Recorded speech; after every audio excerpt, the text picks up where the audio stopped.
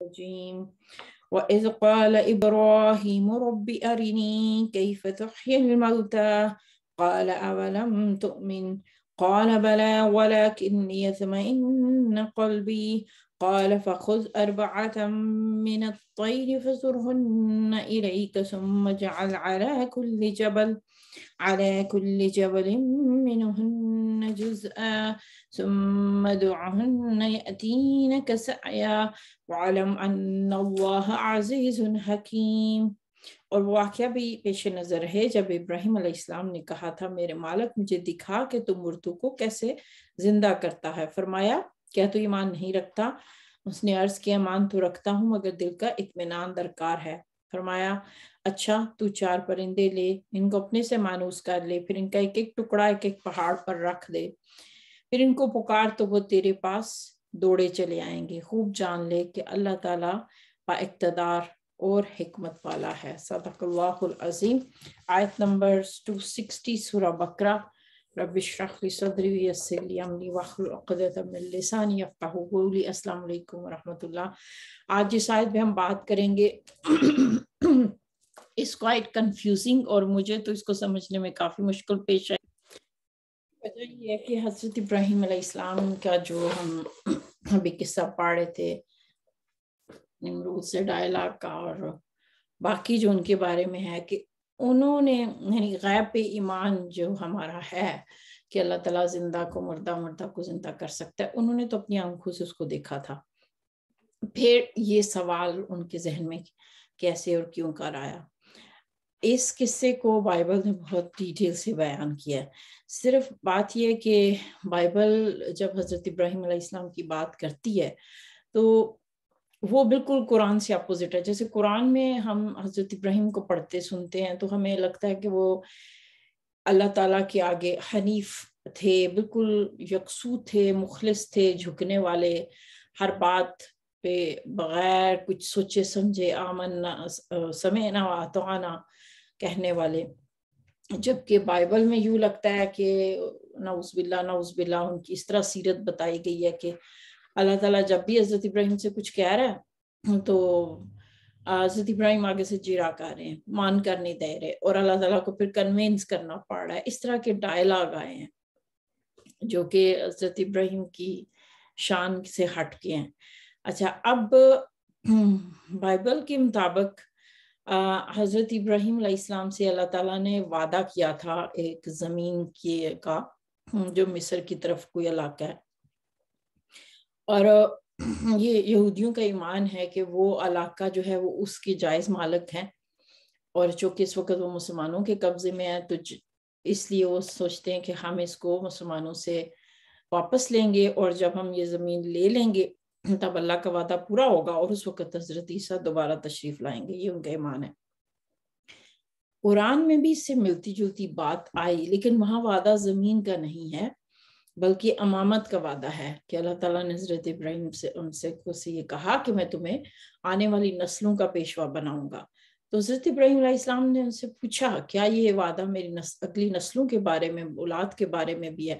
تو اللہ تعالیٰ نے کلیئر کیا کہ ظالموں سے متعلق میرا کوئی وعدہ نہیں۔ جبکہ یہود بنی اسرائیل کے مطابق وہ ان کی جو اگلی نسلیں ہیں وہ سب اس زمین کی وارث ہیں۔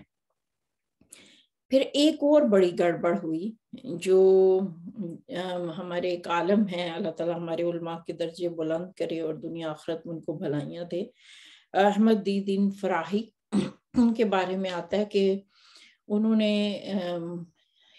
عبرانی زبان سیکھنے میں 8 سال لگائے، اور پھر یہود کی جو کتابیں تھیں، بائبل تھی، تورات تھی، اس کو اسٹڈی کیا، اور پھر اس میں ان کو یہ سمجھ آئی کہ گڑبڑ ساری کہاں سے ہوئی۔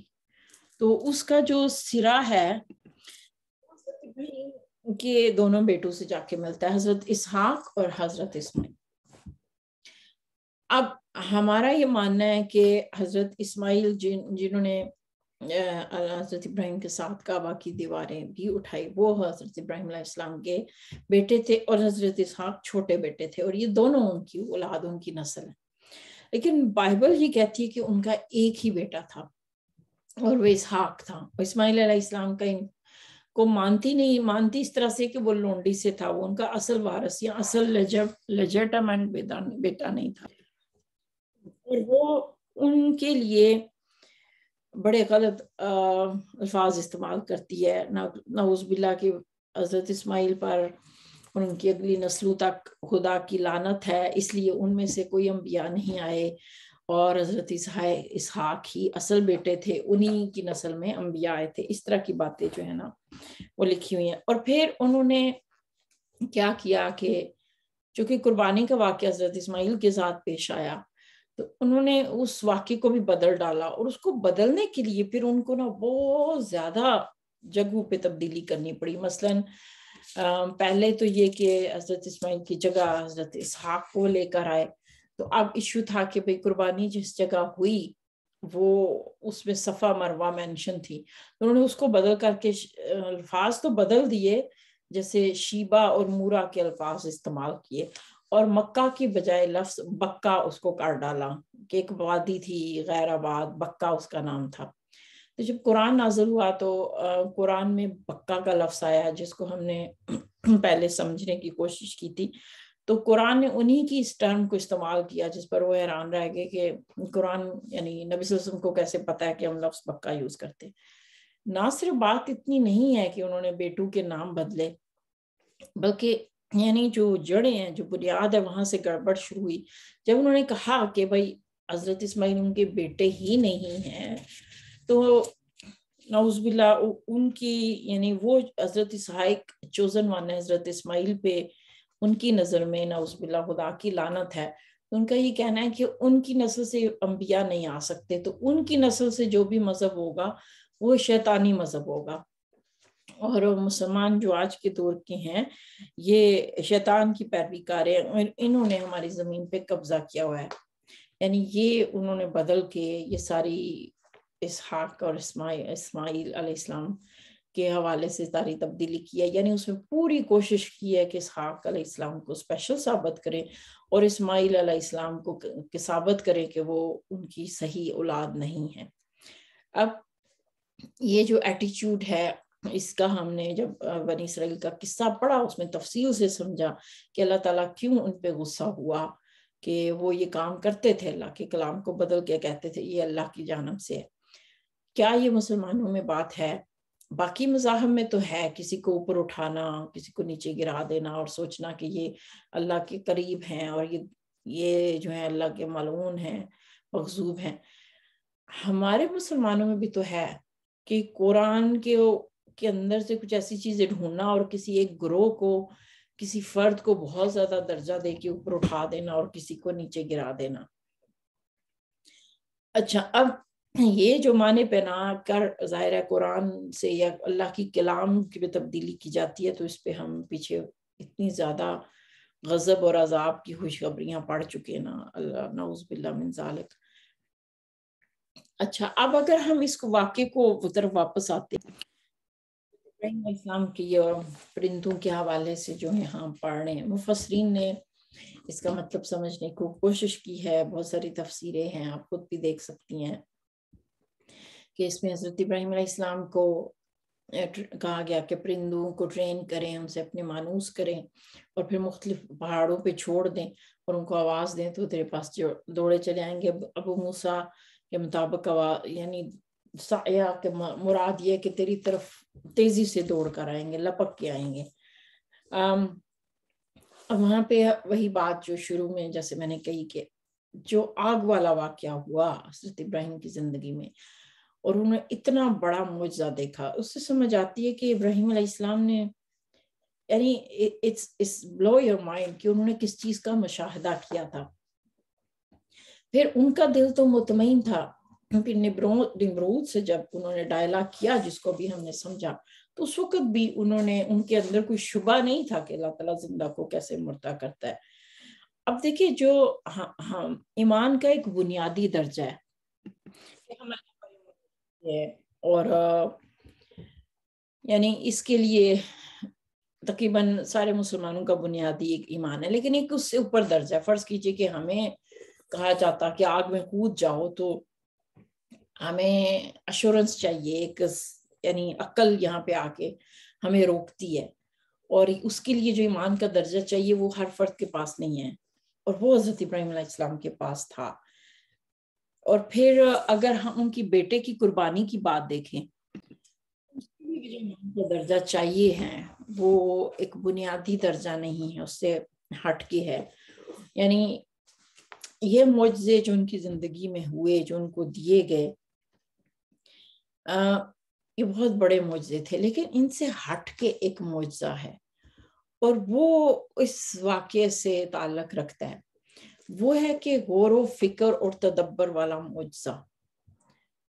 اور حضرت ابراہیم کا یہ جو غور و فکر اور تدبر والا معجزہ ہے، ملت ابیکم ابراہیم، وہ ہم اس امت سے ریلیٹ کرتا ہے۔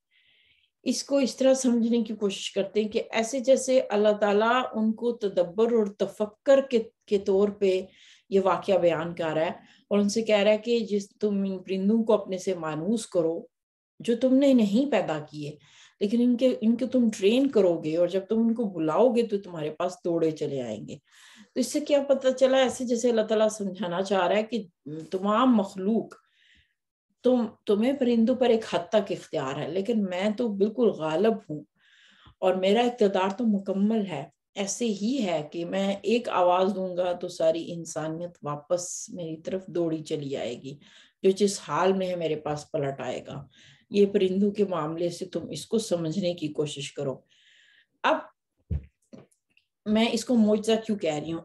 حضرت ابراہیم علیہ السلام کی نسل سے بنی اسرائیل جو پیدا ہوئے، ان کا ایمان بنیادی درجے کا تھا۔ جیسے میں نے آپ سے کہا نا کہ ایک بنیادی درجہ ہے جو ہم سب کے پاس ہے، لیکن ان کا جو بنیادی درجہ ہوتا ہے نا، اس میں آپ ہائی ڈیمانڈ نہیں کر سکتے، اسلام ان سے مطالبے نہیں کر سکتا۔ یہی وجہ ہے کہ بنی اسرائیل جو ہے وہ بار بار معجزے مانگتے تھے، اور ان کو معجزے دیے جاتے تھے۔ ہر نبی جو اس میں ان کے اندر آیا وہ کوئی نہ کوئی نشانی اور معجزے لے کر آیا، حتیٰ کہ انہوں نے جب حضرت عیسیٰ علیہ السلام سے بھی معجزوں کا مطالبہ کیا تو حضرت عیسیٰ علیہ السلام تو خود ایک چلتا پھرتا زندہ معجزہ تھے، اور وہ جانتے تھے اس بات کو، بغیر باپ سے پیدا ہونا۔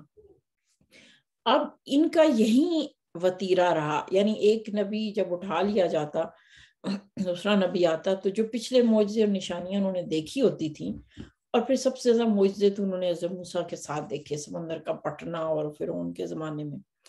اچھا، اب جو دوسری نسل ہے جو اسماعیل علیہ السلام سے پیدا ہوئی ہے، اور اس میں نبی صلی اللہ علیہ وسلم آئے، ان کو بنیادی ایمان سے بڑھ کے دیا گیا، وہ والا ایمان جو اس حضرت ابراہیم کا، جیسے میں نے آپ سے کہا کہ یہ بھی تدبر غور فکر کرنا ایک والا معجزہ ہے جو یہاں بتایا جا رہا ہے۔ تو میں اور آپ، ہم جو امت ہے، ہمیں یہ والا حضرت ابراہیم کا پہلو دیا گیا ہے۔ بنی اسرائیل کو دوسرا دیا گیا تھا، وہ آنکھوں دیکھا معجزہ مانگتے تھے، کوئی چیز جو یعنی عام معمول سے ہٹ کر ہو۔ اب ہم یہ معجزے نہیں مانگتے، اور صحابہ کرام نے یہ معجزے نہیں مانگے تھے۔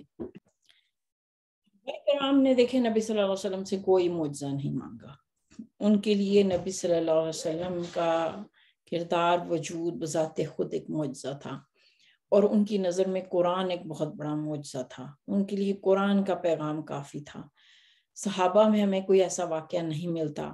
ہاں، اس دور میں بھی مدینہ میں یعنی جو اہل کتاب تھے وہ بہرحال نبی صلی اللہ علیہ وسلم سے کہتے تھے کہ تم ہم آسمان سے فرشتے نازل ہوتے دیکھیں، ہم کتاب خود اترتی دیکھیں، اس کو ہاتھ سے چھو لیں، تم پہ فرشتے نازل ہوں، تم پہ سونے کے کنگن اتارے جائیں، تم بارشیں برسا سکو۔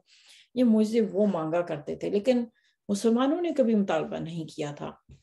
اور آج بھی میں اور آپ جب اللہ تعالیٰ پہ ایمان رکھتے ہیں تو ہمارے اندر کوئی شک نہیں ہوتا۔ ہمیں جو قرآن نے بات کہی کہ اللہ کو اگر پہچاننا ہے، ماننا ہے، تو اس کے لیے یہی کافی ہے کہ تم کائنات پہ غور کرو۔ یعنی میری اور آپ کی ضرورت نہیں ہے کہ یعنی ہمیں کبھی شبہ ہو اور ہم کہیں کہ نہیں، ہم نے بھی قرآن کو چونکہ نازل ہوتے نہیں دیکھا۔ یعنی الحمدللہ کہ اس امت میں یہ مسئلہ نہیں ہے۔ ہمارا ایمان اس حوالے سے حضرت ابراہیم کے اس درجے پہ ہے کہ غور اور فکر اس کے ذریعے ہم اللہ کو پہچانتے ہیں، اور قرآن نے ہمیں دعوت دی، اور واقعی ہی ہم اس دور میں پیدا ہوئے کہ جہاں سائنس کی بنیاد رکھی جا چکی. سائنس نے ہمارے لیے آسان کر دیا اللہ کی نشانیوں کو سمجھنے میں. ہر طرف جب ہم نظر ڈالتے ہیں تو قرآن کیا کرتا ہے، ہماری قرآن کی عینک سے ہر واقعہ ہمیں ایک معجزہ لگنے لگتا ہے. ایک اڑتی ہوئی چڑیا، جس طرح اس کا وجود بنا ہے، یہ چلتی ہوئی ہوائیں، یہ اڑتے بادل، موسموں کا آنا جانا، یعنی یہ اللہ کی نشانیاں ہیں. یہ معجزوں سے کم کیسے ہیں؟ تو قرآن ہمیں وہ سوچ دیتا ہے کہ اس کی وجہ سے ہر چیز کا مطلب بدل جاتا ہے. اور حضرت ابراہیم علیہ السلام کو کذالک نوری ملکوت السماوات والارض، کسی طرح یکون من المؤمنین، سوری میں شاید الفاظ اوپر نیچے کا جو سورہ انعام کی ہے، کس طرح ہم حضرت ابراہیم علیہ السلام کو نشانیاں دکھاتے رہے زمین اور آسمان کی، تاکہ وہ ایمان لانے والوں میں سے ہو جائے. اب حضرت ابراہیم علیہ السلام کا جو طریقہ ہے وہ یہی تھا کہ وہ غور و فکر کرتے تھے. اور جو آپ نے واقعہ پڑھا چاند، ستارے اور سورج والا، حضرت ابراہیم علیہ السلام تو جانتے تھے کہ یہ اللہ، یہ یعنی مخلوق ہیں، یہ رب نہیں ہو سکتے، لیکن اپنی قوم کو سمجھانے کے لیے انہوں نے یہ طریقہ اختیار کیا، جس کا ہم یعنی کئی جگہوں پہ قرآن نے ذکر کیا. اور حضرت ابراہیم چونکہ غور و فکر والے فرد تھے، اب خود سوچے کہ ان کے غور و فکر کی یہ سٹیج کے پورا ملک، پورا زمانہ ایک طرف چل رہا ہے، اور وہ کھڑے ہو کے اکیلے کہہ رہے ہیں، بچپن سے ہی سوال کر رہے ہیں کہ ابا جان آپ ان کو کیوں پوچھتے ہیں جو نہ سوچتی ہیں، نہ سن سکتے ہیں، نہ دیکھ سکتے ہیں. یعنی بہت ارلی عمر سے ہی ان کے ذہن میں یہ کوسچننگ اٹھنا شروع ہو گئی تھی. تو وہ دیکھیں کہ آج ہمیں اسی طریقے کو اپنانے کی ضرورت ہے. جدھر پورا زمانہ چل رہا ہو، جدھر پانی بہہ رہا ہو، اس کے ساتھ بہہ جانا، کہ بھئی کوئی کام اس لیے کرنا کہ بھئی سارے لوگ کرتے ہیں. تو یہ طریقہ حضرت ابراہیم علیہ السلام کا نہیں ہے. آج دیکھیں ہم فٹ ان ہونے کی کوشش کرتے ہیں، وہی فیشن، وہی ڈریسنگ، وہی ہر چیز رکھنے کی کوشش کرتے ہیں تاکہ لوگ ہمیں ایکسیپٹ کر لیں. اسپیشلی جو نئی نسل ہے، ان کی نظر میں فیشن کرتے ہوئے، ماڈرن بنتے ہوئے، وہ اس لیے اسلام کی باؤنڈریز کا خیال نہیں رکھ پاتے، تاکہ وہ ان کے پہ پیئر پریشر ہوتا ہے، وہ آڈ ون آؤٹ نہیں بننا چاہتے. یونیورسٹی کالجز میں وہ ویسے ہی بننے اور لگنا چاہتے ہیں جیسے سب ہیں، تاکہ ان کو ایکسیپٹ کر لیا جائے. اب بعض اوقات خاندان کے اندر اب وائس ورسا بالکل اپوزٹ بھی ہو سکتا ہے کہ بچے دین کو سمجھتے ہیں، ہماری اگلی نسلیں دین کو لاجکس کے ساتھ سمجھنے کی کوشش کر رہی ہیں، اور ان کو پتہ چلتا ہے کہ نہیں، ہمارے جو والدین کرتے چلے آئے وہ تو صرف کچھ رسمیں ہیں، کلچر ہے، اس کا اسلام سے تعلق نہیں. اور وہ ایک دن آتا ہے کہ کھڑے ہو کے کہنا چاہتے ہیں کہ والدہ سے یا والد کے بڑے احترام سے کہ یہ طریقے صحیح نہیں ہیں، تو ہمیں اللہ کو راضی کرنا ہے، تو ہمیں ان طریقوں کو سے بچنا چاہیے. اور وہ آگے سے کہے کہ اچھا اب تم ہمیں دین سکھاؤ گے، اور تم ہم سے بعد میں پیدا ہوئے ہو. اور یا پھر یہ کہ وہ نہ بات کریں والدین سے کہ بھئی ہمارے جو باپ دادا ہیں، پورا خاندان نہ ناراض ہو جائے.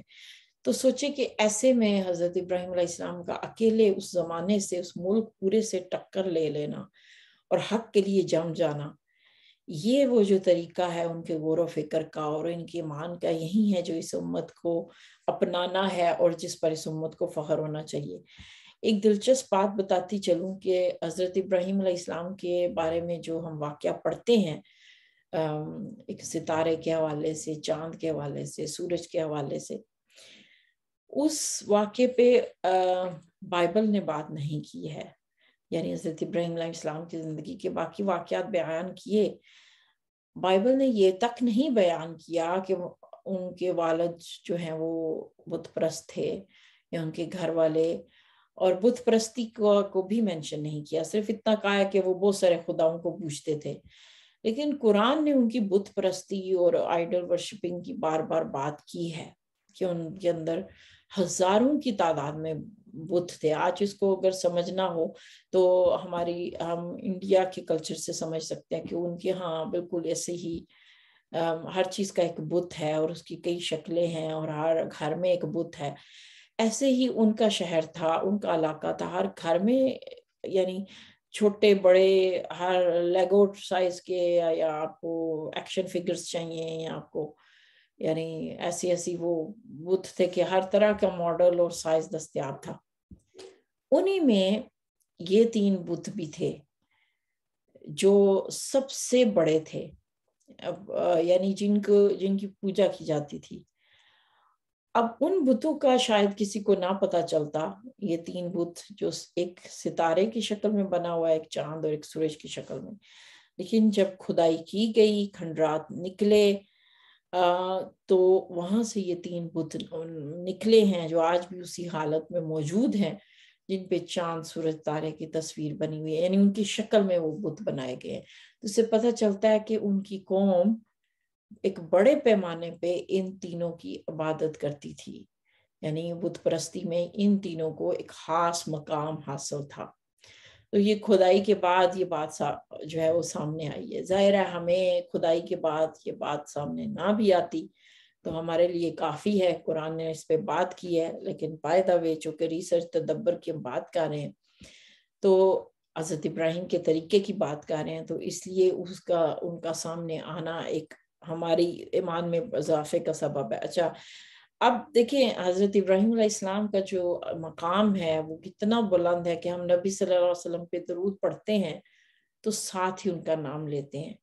تو لازمی ہے کہ ان کے یہ جو واقعات ہیں یا یہ واقعہ پرندوں والا، اس طریقے کی طرف ہم دوبارہ آئیں، اس دعوت کو سمجھیں کہ حضرت ابراہیم علیہ السلام کو اللہ تعالیٰ نے پرندوں کی شکل میں ٹریننگ دلوا کے یہ جو بات سمجھانے کی کوشش کی، اس میں یہی میسج ہے کہ اللہ تعالیٰ غالب ہے، وہ اللہ تعالیٰ کے اختیار میں ہے، یعنی غالب ہی نہیں، یعنی کسی کے پاس بہت زیادہ پاور ہو تو پھر فوراً کرپشن آتی ہے۔ تو اللہ تعالیٰ عزیز غالب تو ہے، لیکن ساتھ ہی وہ حکیم ہے، اپنے غلبے اور قدرت کو وہ حکمتوں کے ساتھ استعمال کرتا ہے۔ تو یہ وہ واقعہ ہے کہ جس میں تدبر کی دعوت ہے، اور اللہ کرے کہ یعنی ہم بھی جب باہر نظر ڈالیں تو ہماری نظر تدبر کی نظر ہو، اور اس کے لیے بڑا اچھا ہوتا ہے کہ کبھی انسان باہر نکل جائے، درختوں کے ساتھ واک، پرندوں کے ساتھ کھلے آسمان کے نیچے وقت گزارے۔ ہماری زندگیوں کی ایک ٹریجڈی ہے کہ ہم شہری زندگی میں رہتے ہیں، شہروں میں رہتے ہیں، جہاں پہ بعض اوقات بڑا مشکل ہوتا ہے اس طرح کی جگہ ڈھونڈنا۔ تو اللہ تعالیٰ آپ کو توفیق دے، میں تو بہت ریکمینڈ کرتی ہوں کہ اللہ کی دنیا دیکھیں۔ قرآن نے جو ہمیں بار بار دعوت دی ہے کہ اللہ نے اتنی خوبصورت دنیا بنائی، اور دنیا کو چھوڑیں، اپنا فریج کھول کے دیکھ لیں، جو ٹماٹر، پیاز، اور آپ کو ہر چیز کا جو رنگ دکھے گا، ہر چیز آپ کو پکار کے کہے گی کہ مجھے بہترین طریقے سے ڈیزائن کیا گیا ہے۔ اور یہی وجہ ہے کہ مجھے ڈاکومنٹریز اچھی لگتی ہیں جس میں سمندر، پہاڑ، دریا، ان پہ جب وہ ریسرچ کرتے ہیں، اور جس طرح کیمرہ ڈیپ ڈاؤن ہمارے سامنے ہر وہ منظر لے آتا ہے جو شاید ہم خود ان جگہوں پہ نہ جا سکتے ہوں، تو ہم خوش قسمت ہیں، ہم گھر بیٹھے تدبر کر سکتے ہیں۔ تو اللہ تعالیٰ ہمیں وہ تدبر اور تفکر والی سوچ، وہ نظر اور دل عطا کرے۔ اللہم اجعل القرآن ربیع قلبی و نور صدری و جلاء حزنی و ذہاب ہمی و غمی۔ السلام علیکم و رحمۃ اللہ۔